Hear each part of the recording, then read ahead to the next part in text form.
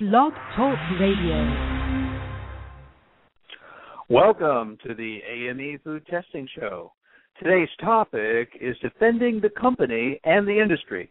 High-profile foodborne illness outbreak litigation management with Shawn K. Stevens, Esquire, of Gass Weber Mullins of Milwaukee, Wisconsin. Shawn is an equity member of the law firm, in other words, he's a senior partner, is one of the only lawyers in America who dedicates his practice entirely to representing the food industry. During the past decade, Mr. Stevens has counseled food industry clients throughout the country, including some of the nation's largest food producers, national restaurant chains, and several food distributors and grocers, on a wide range of food safety, regulatory, and liability issues. Mr. Stevens works closely with food companies to identify and manage risk, plan and prepare for possible crises, and also respond appropriately to governmental enforcement actions and recalls. Mr. Stevens has also defended the food industry clients against high-profile foodborne illness outbreak claims in more than 20 states throughout the country, including Arizona, Arkansas, Alabama, you name it. And these have included outbreaks and claims involving a wide range of foodborne pathogens, including bad bugs we all know, E. coli, 015787, Campylobacter, Clostridium perfringens, norovirus, salmonella, and staphylococcus. In addition to his legal practice, Mr. Stevens also speaks regularly to national and international audiences on issues relating to food safety, regulatory compliance, crisis management, and foodborne illness outbreaks, recalls, and litigations. He's been asked to address several of these other topics throughout the country in a broad range of annual conventions and hosted groups. I'd like to now introduce our guest for today, Shawn K. Stevens, a lawyer from Milwaukee, Wisconsin. Shawn? Hey, good morning. How you doing, Andy? Great. Would you like to update our audience of food production, food quality, food safety, and food security managers on your activities? Yeah, I would love to. We've got a lot of really, really great things to talk about this morning. Wonderful. You know, today's topic of defense preparation is particularly timely. What is the history of foodborne illness litigation, and where is it trending today? Well, to talk about the history, I think it's important to start with sort of what we're seeing today, and then how we got there. And it's the journey, I guess, over the last 15 years has been quite interesting, of course, for industry and very dynamic. And my journey as a lawyer sort of tracked the development of food safety as a topical and timely issue here in the country, and a lot of parallels. Our mantra, and it has been for about over 10 years, is probably defending the hardworking Americans who feed our families. And that's industry, who puts food on our tables. And we do a lot of different things with industry, including helping food companies avoid risk, comply with legal requirements, and managing outbreaks and recalls when they occur, of course, defending claims. And the growth of foodborne illness litigation is something that's been very fast-paced over the last decade or so. And there's a number of reasons why we're seeing that happen. Now, where are we today when we look out the window and look to our left and right? What are we seeing? Well, we're surrounded by tremendous risk as it relates to the production of food. Incredible risk. The analogy that I like to use is the television show The Deadliest Catch. A lot of people have watched it. It's on the Discovery Channel. It's about, a bunch of hardworking Americans who are going out to put food on our tables. And they're fishing for king crab. But there's a lot of risk inherent in that job, and it's no different than what everybody else does in the food industry, whether you're a manufacturer, a processor, a distributor, or a restaurant. Because when those individuals storm out to sea, they understand that there's a lot of things that can sink the ship or turn the season upside down, a lot of theoretical risks.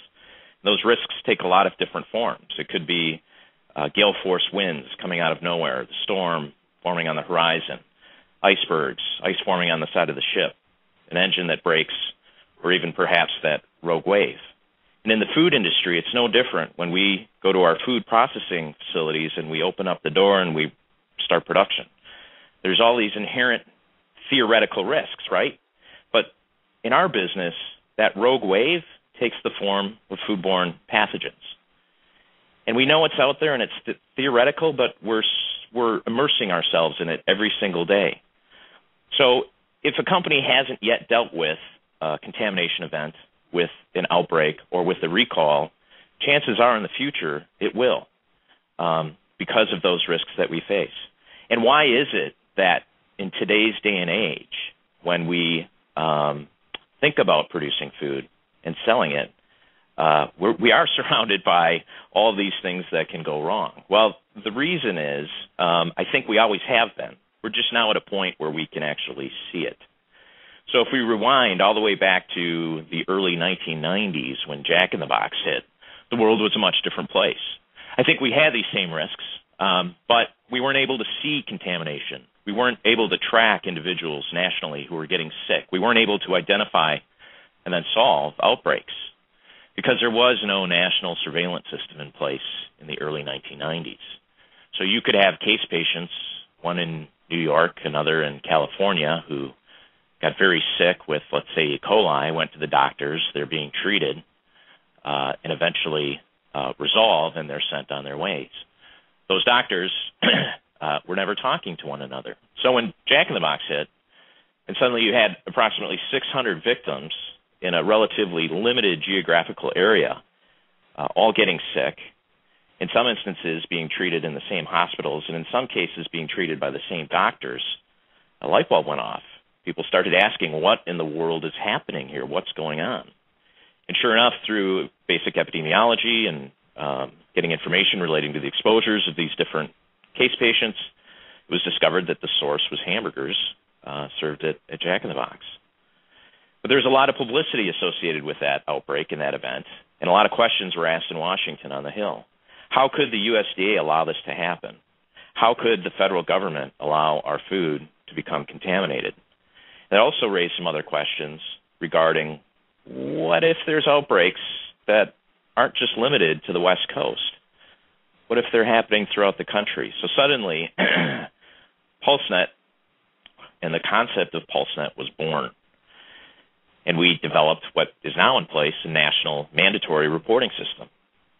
So now when a case patient in California and another case patient in New York test positive for 0157, or a number of other pathogens, those doctors are required to report those findings to the state. And then the states will actually perform pulse field gel electrophoresis testing on the isolates from those sick case patients. And what they're looking for is the DNA genetic strain from the bug that are getting people sick. And those strains are then uploaded to the CDC. And the CDC, like an air traffic controller, would be watching over the skies, is watching over the country. And as they see the same genetic strains from these case patients appearing on their radar screen, they know that there's a food out there that's getting people sick.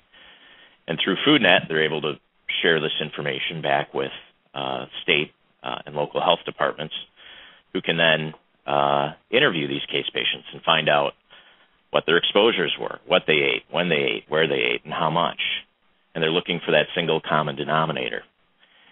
And then as we got into about 2000, 2001, as that system was coming online, we began to see a huge uptick in the amounts of outbreaks that were being solved nationally, the amounts of recalls that were resulting, and the topic that we're here to talk about today, the number of lawsuits that were being filed. Because from a plaintiff's perspective, all the work is already done. The investigation is finished. The conclusions are drawn. A plaintiff's lawyer like Bill Marler, who's very successful, based in Seattle, all he needs to do and all he needs to do right. So all he needs to do in many cases is just stand up and say, here's the final report. I rest. And Bill, of course, can make a lot of money representing victims of foodborne illness. So as Bill told me he has gleaned over his 20-plus years over $600 million from food production companies. Right, and that's a lot of money in Bill's pocket, considering there's only a few lawyers in his firm. So he's been tremendously successful. So I got involved in food litigation at about that same time, shortly after Jack in the Box, as PulseNet was coming online and FoodNet was coming online. These recalls were being announced and lawsuits were being filed. So as Bill really started ramping up with his practice on the plaintiff side, we began to gain a tremendous amount of expertise working with food processors and others in the industry defending the claims that were being brought.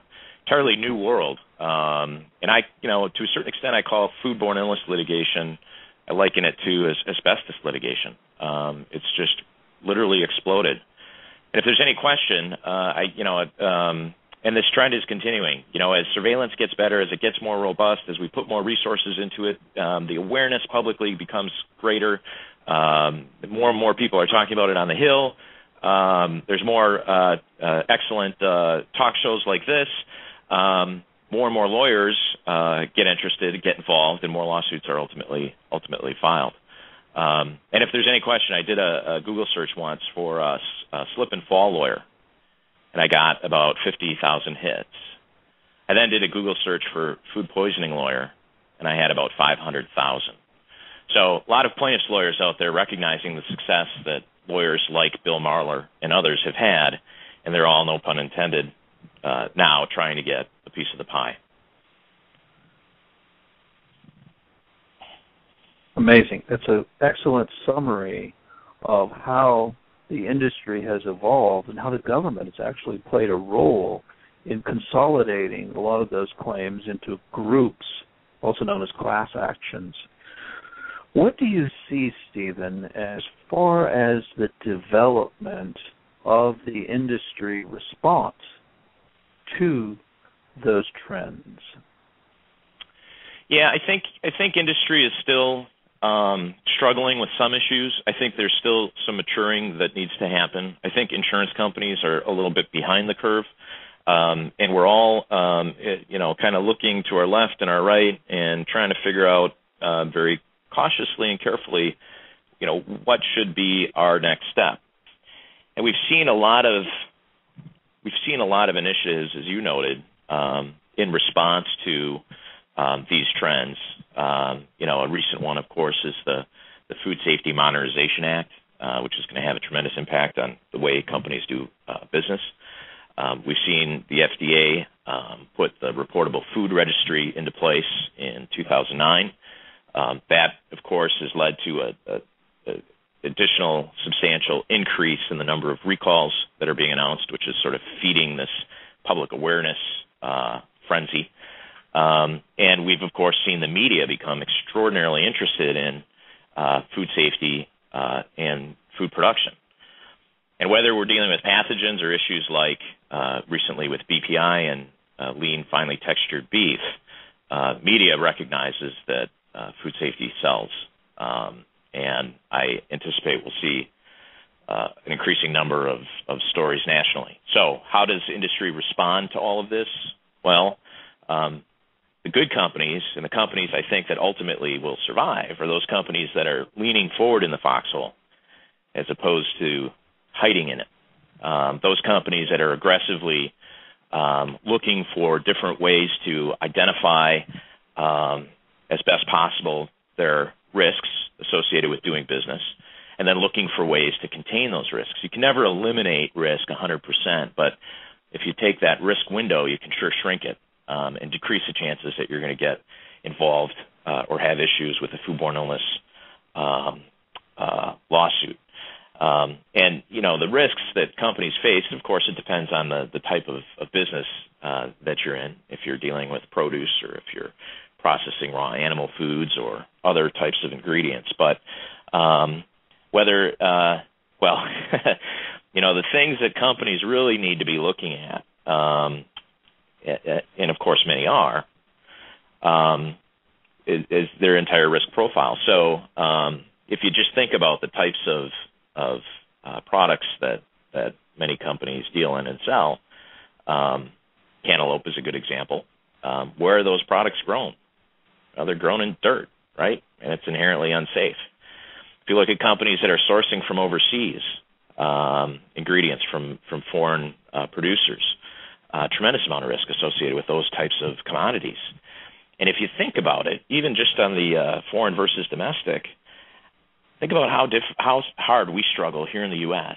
with this incredible umbrella of food laws and regulations enforced by USDA and FDA, and all of the problems we have as it relates to food contamination, outbreaks, and recalls. Now think about a foreign country with no real set of food safety laws and no real way to enforce them. And that's what we're importing here into our country. So I think it's incredibly important that food companies think about, to the extent they're sourcing from overseas, who it is they're really purchasing their product from. And then, of course, in the production facilities themselves, a lot of companies are working with and using equipment that was designed decades ago when food safety wasn't topical, when there wasn't a whole lot of awareness, when we weren't hearing about recalls and outbreaks. That equipment wasn't designed to be broken down and sanitized. And in many cases, the equipment is old, and it's showing it. There's stress cracks where niche organisms can take hold and continuously contaminate products. So we're surrounded by tremendous risk, and the companies that ultimately survive are those companies that aggressively move forward to look internally, who really want to look internally to identify all possible issues that they may have, and then begin to cover their flanks, so to speak, to attack and address those issues. And I've seen with the sophisticated companies, they're doing that now, and everybody's talking about it. Everybody's aware of the potential risk, and they're doing very proactively everything they can to make sure that they don't get caught up in a crisis. Stephen, that's an excellent summary of the challenge in general. Let's talk about, what is a foodborne illness outbreak lawsuit? What are they trying to prove? Okay. Yeah, lawsuits take a couple different forms. I guess we can break it down: the single case, and then the outbreak, large-scale, high-profile outbreak case. The single case, the problem we have in litigation is, at least as it relates to food safety, is many times consumers, when they get sick, they think it was the last thing they ate. So somebody is terribly ill, they might be hospitalized, they might spend a long amount of time in the hospital. And right away the thought is, well, it was the last meal I had.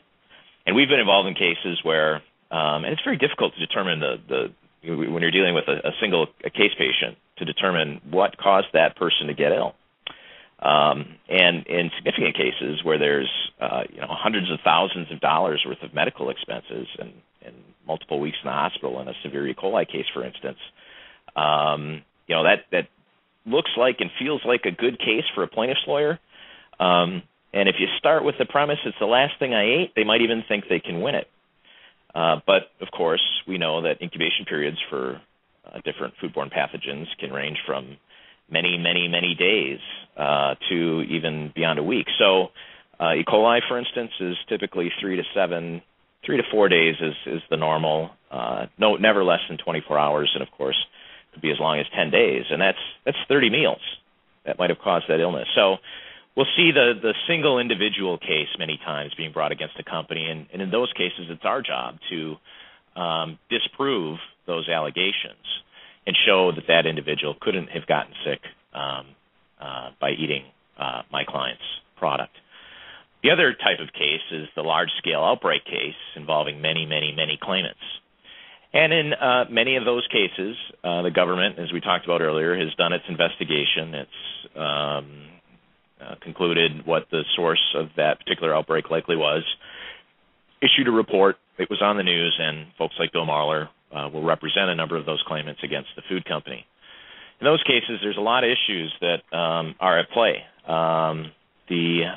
Right out of the gate, of course, there's the PR considerations, the media considerations, the managing the the recall itself, dealing with customers. We can talk a little bit more about some of these things in a little bit when we talk about what companies should be doing. But recall and crisis management, typically followed by claims management, not litigation yet, but a lot of claims will be made, phone calls coming into the company with people who are upset. Those consumers and customers have to be dealt with appropriately. And then, of course, eventually the litigation itself. And these cases, oftentimes we see that their cases are filed because we distribute food nationally in multiple states. So, for instance, just as an example, I'm dealing with some outbreak litigation right now, and we have lawsuits in Maine, Connecticut, New Hampshire, New York, and other states. These are all separate cases brought by separate individuals suing the company, and they all have to be managed. So our role in those types of circumstances is to substantively manage each of the cases so that all of the claims are being handled the same way with the same defense and coordinated throughout multiple states. But there, too, the way that a company responds to that and handles that is critically important, because oftentimes the litigation that rolls out of an outbreak can be relatively high profile in and of itself. And there's media considerations that the company should be aware of as it relates to brand protection, even as it's defending those claims. Well, Stephen, that's an excellent summary of what is the lawsuit. What are some of the things that a company can do to prepare so they can prevent even getting involved in that morass? Yeah, and before actually we talk about some of the proactive steps companies can take, I think it's important also to talk about sort of what are the consequences of a foodborne lawsuit from a dollar standpoint. It can be tremendously expensive, to defend yourself in multiple states, as one can imagine. And, of course, insurance dollars are often available, but not necessarily always. We can talk a little bit about insurance in just a bit. But the damages that are being alleged by the sick plaintiff can be tremendous. HUS is a condition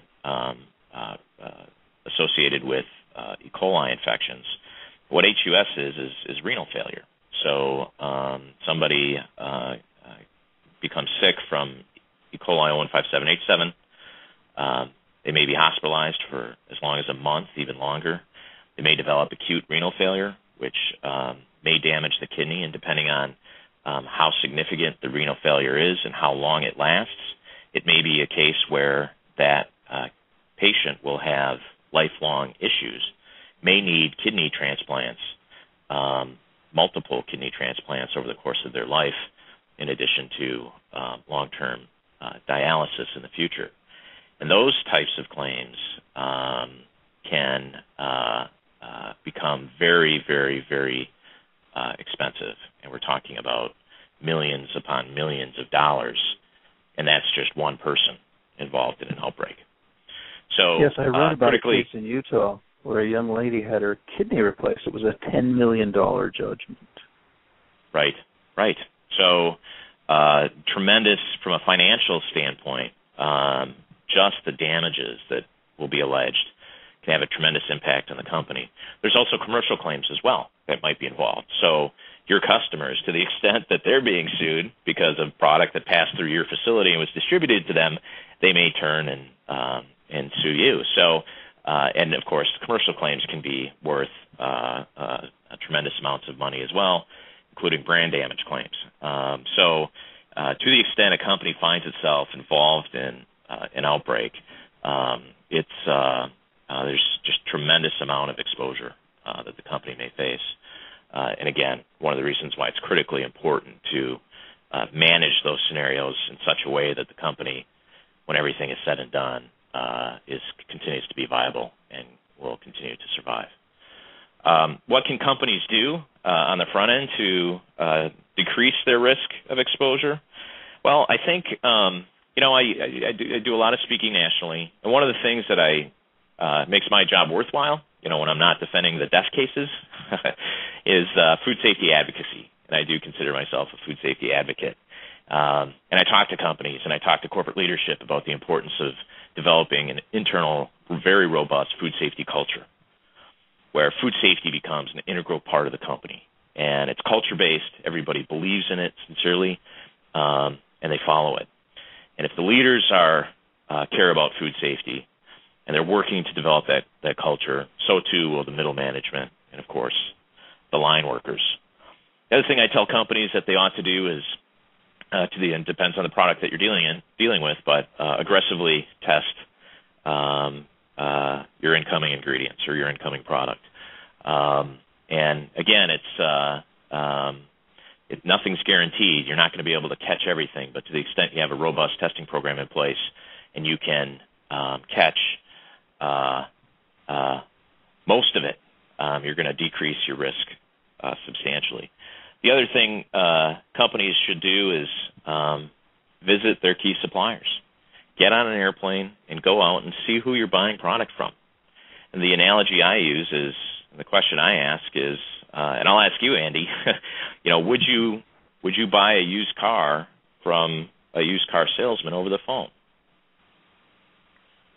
That's a great question. Probably not. Okay. Well, we're making food we're going to be feeding to people. Why in the world would we buy food over the phone without ever meeting the person on the other end?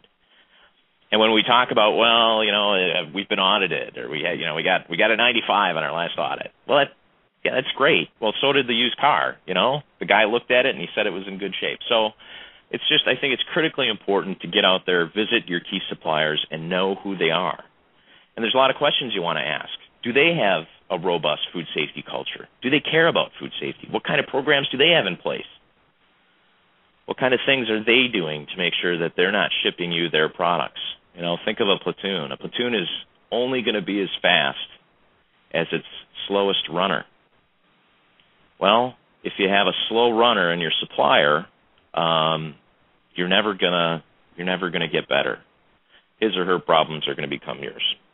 Well, Stephen, I'd like to relate to our audience that you served in the U.S. military overseas, and that you have significant experience in that area as well. So your advice is particularly timely. Go ahead. There's some analogies between my service in the military and what I do now as well. I was what's called a 19 Delta Cavalry Scout in the U.S. Army.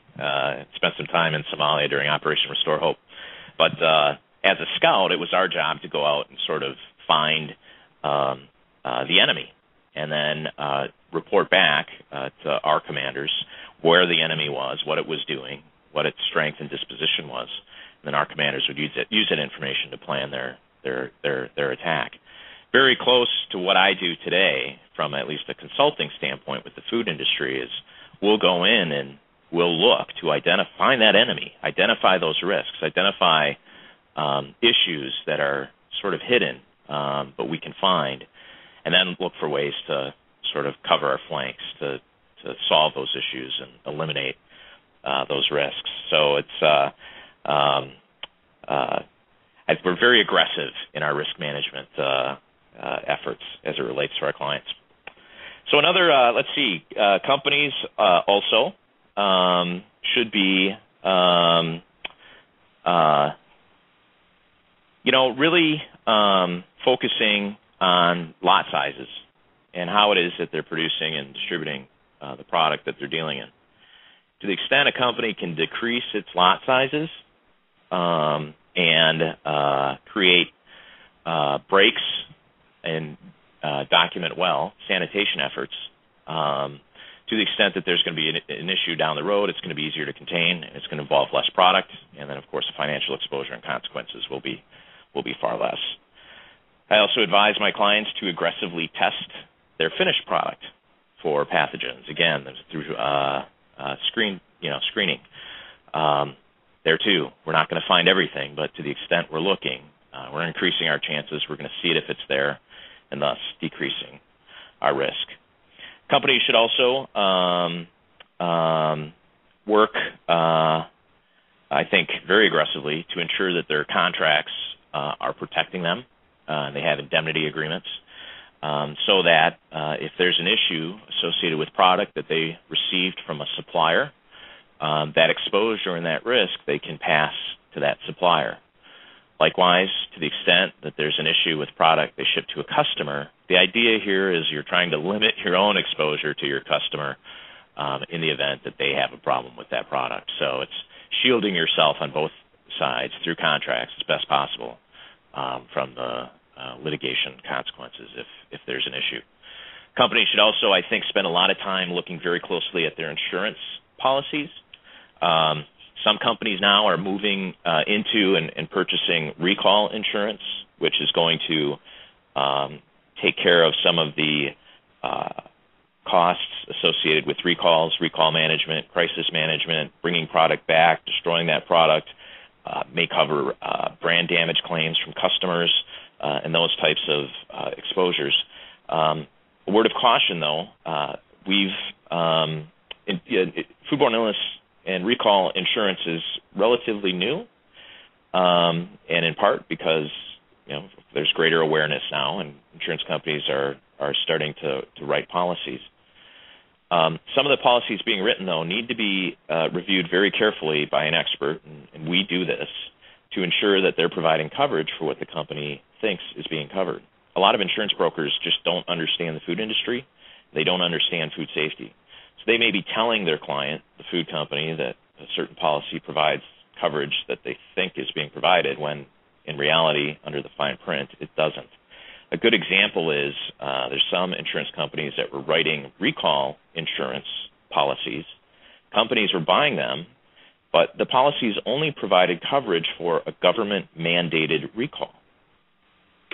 Well, we all know that virtually every single recall ever announced in the history of the world isn't government-mandated. They're voluntary.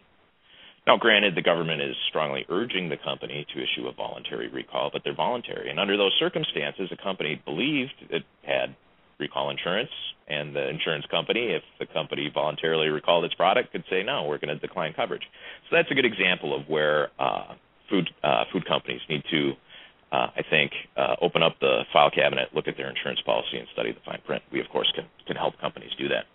Another thing I think it's absolutely critical for companies to do is contingency planning and crisis management planning.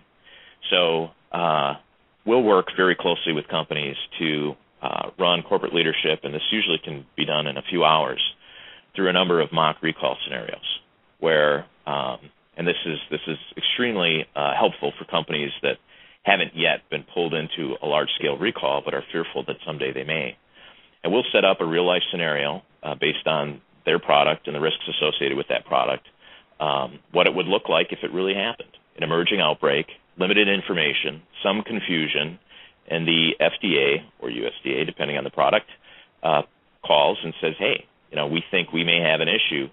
And we'll work with and walk corporate leadership through those scenarios and identify for them a couple of things, the questions they need to be asking, and then based on the answers, what steps should be taken, which steps they should be taking as it relates to a recall and the scope, and we'll run through some different scenarios and talk about the consequences of each decision.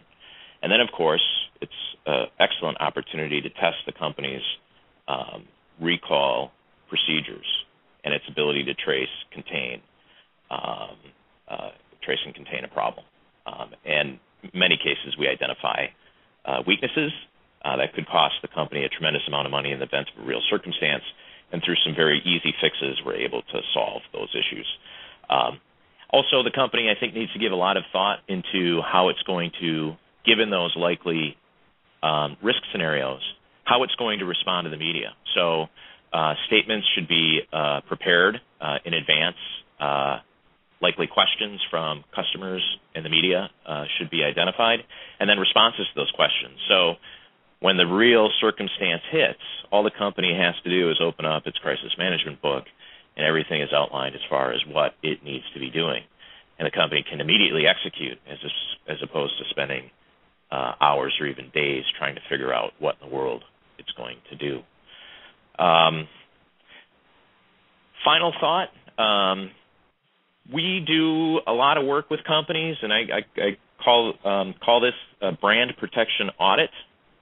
And everybody's audited. Everybody's really sick of audits, and they're tired of audits. And the last thing anybody would really want to hear is, there's a different type of audit out there. But it's been very, very helpful for our clients to do these brand protection audits. And really, when you think about it, the auditing that we're doing, what we're really trying to figure out is, is our company good enough to supply product to our customers, just to ship it, period? Or is our company good enough to pass an FDA inspection? Just pass, period. What companies aren't really looking for in these audits is whether their company, its procedures, the way it operates and the way it executes is sufficient enough to pass scrutiny from a jury of 12 peers, 12 consumers, or a judge. So usually it takes only a couple hours, but we're able to look at what a company is doing and how it's doing it from an operational standpoint and identify those issues that may be misunderstood by a jury, misused by a plaintiff's lawyer, or could create problems for the company in the context of a media storm or a lawsuit. And through some very easy and efficient fixes, we're typically able to reduce the company's internal exposure as it relates to how they're going to be perceived by a jury.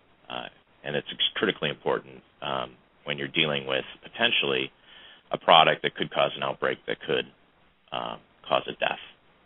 So it's kind of a long list. And, of course, there's others, but I think those are the highlights of the different things I think companies really need to be focused on to reduce their risk and exposure from a litigation standpoint.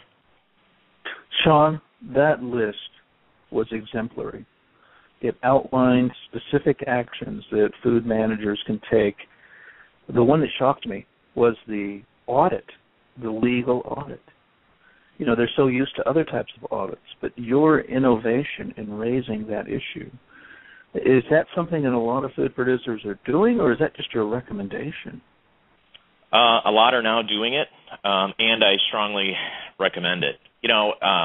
It's one of the things we've been able to do over the years is we've been involved in so many outbreaks, so many claims, and then scrutinized the companies that are involved. Usually, in preparing to defend depositions of line workers or plant managers and learning everything we can about the company and how it's doing business and identifying the ways that plaintiffs' lawyers are going to attack that company and attack the way it does business and attack its employees.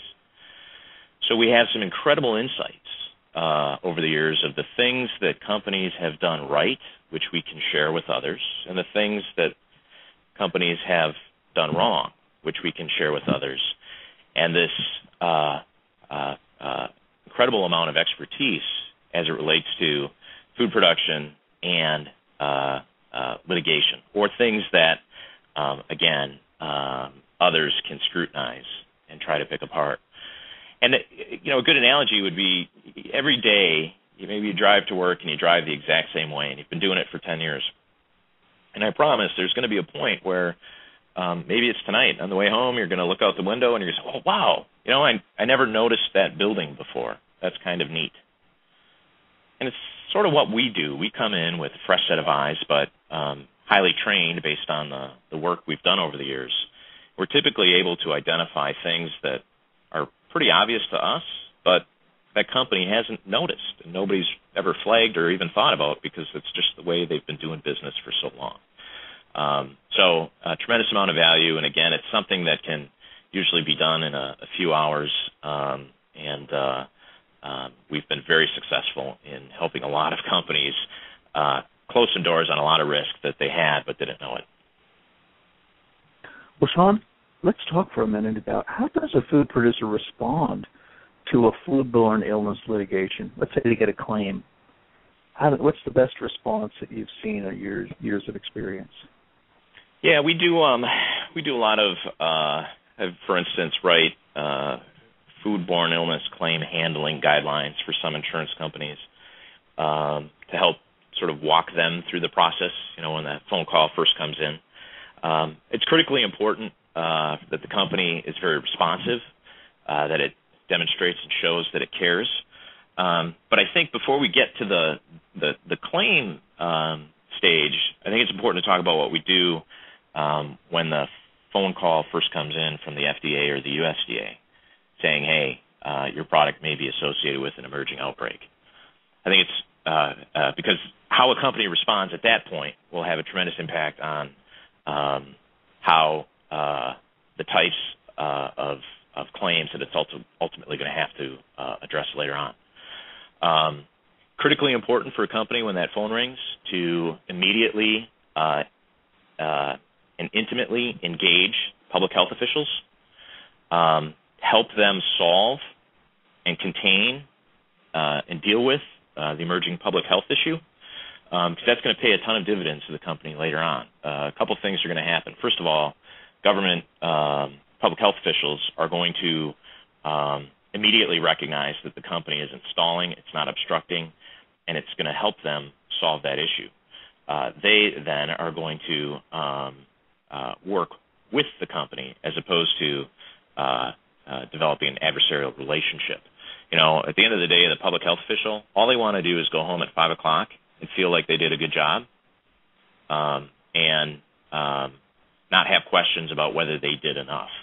And if the company is working to help that person, they're going to go home at 5 and they're going to feel good about what they did and they're going to feel like they did enough. But if the company drags its feet, it doesn't respond quickly to questions, they're going to be left wondering what the company is trying to hide, and the weeks that follow are going to be miserable. So I think it's absolutely critically important to intimately engage with public health officials.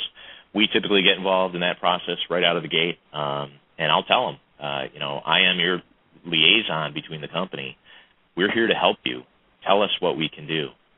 And ultimately, if it isn't our product, we can ask the right questions about the ongoing investigation, and we can challenge appropriately the investigators and make sure they're focusing on all of the right areas, because it could be a problem associated with a product that's not ours.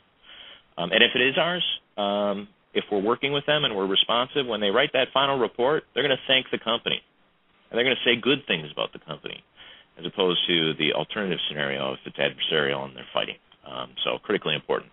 Then when the claims come in, we typically stage claims. We allow we'll get PR firms involved with the call center. We'll train the folks answering the phone to how to appropriately respond to the claims that are being asserted. The less significant claims can be dealt with and handled very easily. The more significant claims involving significant illnesses, those are the types that we typically get involved in right away. And we're able to, with PulseNet, I can get a line list from the CDC showing all the people associated with an outbreak. Then I can identify within days which of the calls coming in are actually people who are part of the outbreak and which ones are the white static, the ones that just think, again, it was the last thing they ate. And then we'll carefully manage only the most significant, the ones that could have a significant impact on the company. So in a nutshell, that's kind of what the claims management looks like. Well, Shawn, that is a good summary for business organizations that are involved in food to use as a guide in preparation for these horrible events. They're not pleasant. What are some of the things not to do? Biggest thing is event. Right. I see a lot of frustration that comes from when we're dealing with an emerging outbreak scenario. Let's say you've got a small to medium-sized company, FDA calls, and right away the company reaches out to its corporate lawyer. It says, "Oh my gosh, FDA called and they want these documents relating to this product. What should I do? And then the lawyer, who has no expertise in food safety or food science, then begins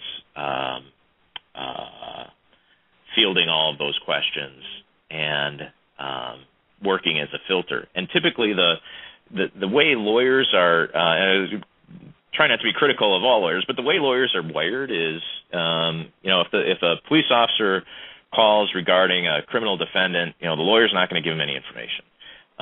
If they're defending somebody who's been accused of something, it's no comment, no response. We're not going to give them any information. And they take that same attitude into the context of an emerging outbreak investigation, and that can be a disaster. Because the role of the lawyer in that case is to make sure that the company, when this is all done, is still around. And if the lawyer becomes obstructionist and says, we're not going to give you information when people are dying, that company, there's going to be very severe consequences for that. So the one thing I would tell a company not to do is get a non-food safety lawyer involved in a crisis management scenario, because it can be disastrous. Rather, and I echo what I said before, we want to engage intimately with the public health officials, tell them that we're there to help them, and then respond, I would say appropriately, to their requests. And if we can do that, things are going to work out, in most cases, pretty well. That suggestion could go a long way toward alleviating a lot of stress down the line.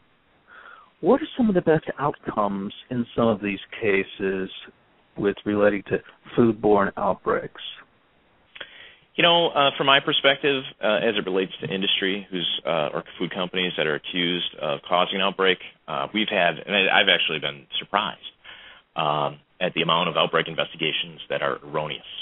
So the best outcome is if we have a food client that's accused of being involved in an outbreak, and we're able to show that outbreak wasn't caused by their product, it was caused by an alternative source, that's the most fulfilling for me. And a couple examples, we see it a lot. Tomatoes, if you remember the large national low-level salmonella outbreak believed to be associated with tomatoes.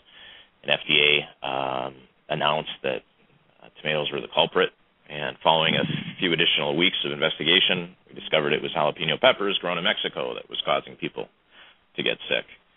Not many people know about it, but PCA, peanut butter outbreak, there was a small cluster of cases associated with the outbreak in Ohio.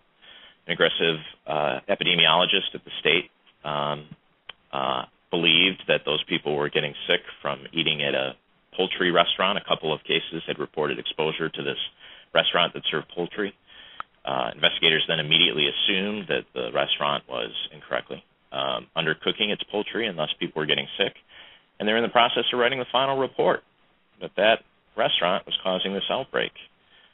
Well, a few more days went by, and the illnesses continued, and Minnesota discovered that salmonella was in peanut butter.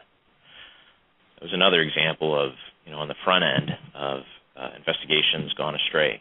What we've seen is there's a lot more, because of our national surveillance, a lot more outbreaks now that are being investigated than there was 5 years ago. But there aren't any more epidemiologists, so their public health resources are being severely taxed. Public health officers are trying to solve a growing number of outbreaks with limited resources, and they're making some assumptions that are incorrect, and sometimes jumping to conclusions that are incorrect, or not doing everything that really ought to be done in one of these investigations to make sure they get the right answer. And nobody's got a bad motive, but we're all human, and mistakes are made. So best outcome is when we can show that what our client was accused of doing, shipping an unsafe product, was untrue. Well, that would be a refreshing response for a food producer or food manager to hear that it wasn't their product. Another alternative, I would think, would be that their systems that they've developed internally work, that they actually, their food safety culture has averted such challenges. Would you agree? Exactly. Exactly. Absolutely.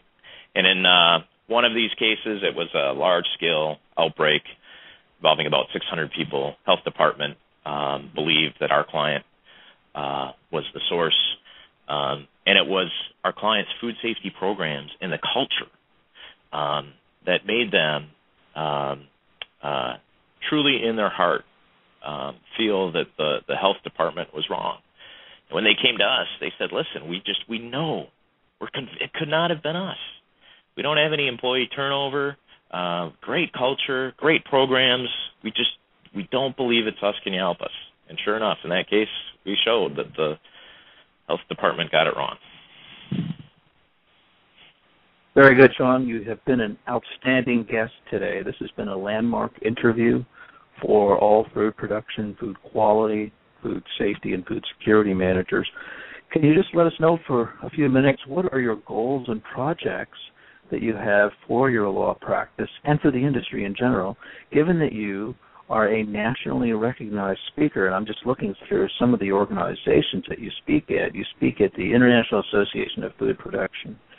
You speak at the American Council for Food Safety, North American Meat Processing Association, the National Center for Food Safety and Technology, the American Spice Trade Association, the Food Marketing Institute, and it goes on and on. You seem to have established yourself as a national authority on food safety. Yeah, as I sit at my desk, and I mentioned this earlier, some of the work I do can be kind of depressing. Right now I've got 2 death cases that I'm dealing with, a number of HUS cases involving small children with renal failure. And it's been that way for over a decade.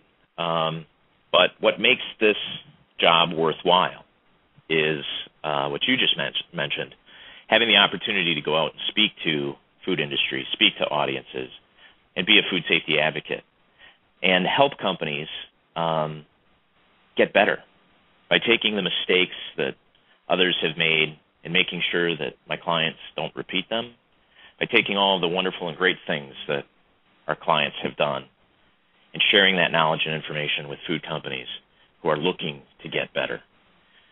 And by doing that, by consulting very closely with my clients from a food safety standpoint and a risk aversion standpoint, it enables me, notwithstanding the difficult cases we defend, to say I'm helping my clients, but also making the world a better and safer place.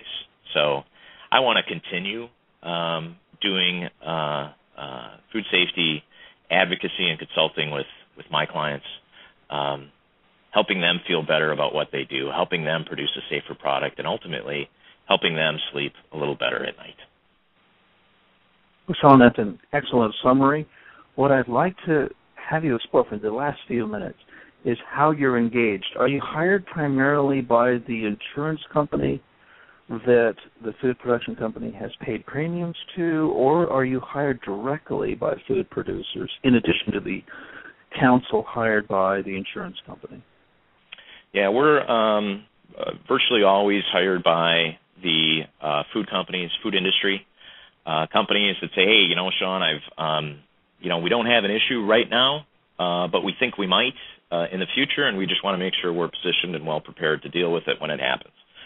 And that's the vast majority of our clients. And then, of course, when they do have issues, we immediately get involved and help them solve those issues. We're also called directly by companies after an outbreak or as an outbreak is being investigated and a recall is being announced. And then in those circumstances, once the insurance company gets ramped up and gets involved, then the insurance company will pay our bills. We do a fair amount of work for insurance companies, but this typically in the more significant, larger scale types of cases. We do find that a lot of food companies end up getting, I'd say not the best representation from insurance panel counsel because, the insurance company's philosophy in a lot of cases is, well, we've got this one-off foodborne illness outbreak, and we'll hire our panel counsel to represent the company because we've got really great cheap rates, and the panel counsel might be wonderful at defending slip and fall cases or auto accidents, but they don't know anything about food safety. So it's been our experience in those cases where the insurance defense counsel has been handling the case for 6 or 9 months. Things are going terrible, awful. Then we're brought in to sort of fix it. So we kind of represent all aspects in the industry, from food companies directly all the way through up to, in those circumstances, insurance companies where necessary. Shawn, I'd like to express my sincere appreciation for your appearance today on the show and allow you a few minutes to summarize the entire topic that we've been reviewing today, which is, and just review again, defending the company and the industry, high-profile food illness outbreak litigation management. And if you'd like to do that, I'd appreciate it. Yeah, absolutely. So, we live in a really fast-paced, dynamic time as it relates to food safety. And the survival of our companies, the longevity of our companies, depends on how well we are positioned to prevent that rogue wave, that pathogen that ends up in our food, and then to respond to it when it does happen. And from our experience, companies have a lot of exposure as it relates to food safety that they don't appreciate nor realize, nor could they until they find themselves surrounded by or in the midst of a foodborne illness outbreak and recall. So it's absolutely critical that companies do everything they can to, again, be leaning forward in the foxhole as it relates to food safety, to identify each of their areas where they have the most risk, those scenarios that are most likely to occur given the product that they produce and sell, and then look for ways to decrease that exposure window to make it as small as can possibly be. And if companies are able to do that, it's less likely they'll find themselves on the front page of the New York Times for having caused an outbreak. So those companies that ultimately survive are those that embrace food safety, recognize it as the critically important topic that it is, and then proactively, leaning forward in the foxhole, go out of their way to do something about it. Excellent. Well, Shawn, thank you so much for your time. You've generously given your advice to our audience today, and I'd like to wish you a great day. And Perfect. if you Thanks so come up much. with another topic that's timely for our audience, feel free to return back as a guest. Hey, sounds great. I'd love to. I think maybe at some point we could talk to how best to survive a FDA food safety inspection. Excellent topic. That'd be very timely. Well, if you get some time, let me know, and we'll reschedule you. That sounds like a fun great topic. Thank you so much, Shawn. Andy. Have a great I appreciate day. it.